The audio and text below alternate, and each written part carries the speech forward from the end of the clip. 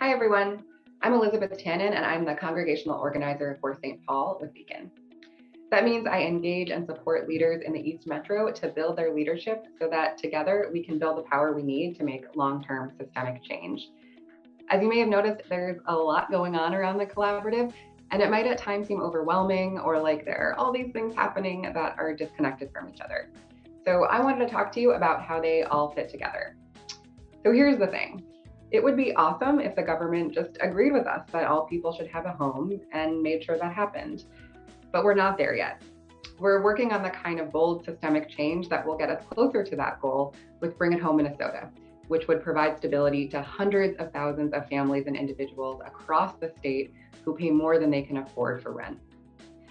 But as it is, we find obstacles to increasing the supply of housing at pretty much every level of government. These obstacles get in the way not only of meeting the overall need, but of being able to create housing for people with the lowest incomes and the most barriers.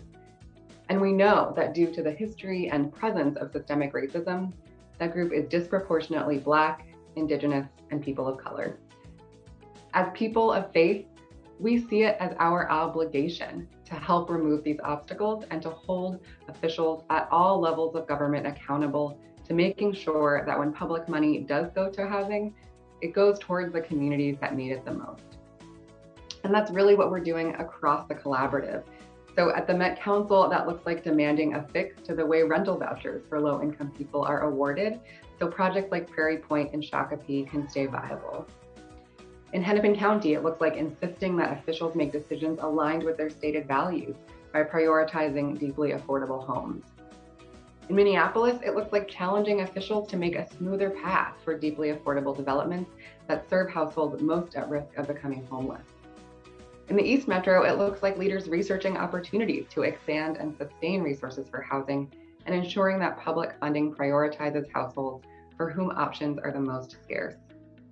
And at the State House, or virtual State House, it looks like championing comprehensive solutions like Bring It Home Minnesota and bonds for housing so we can meet the crisis at scale.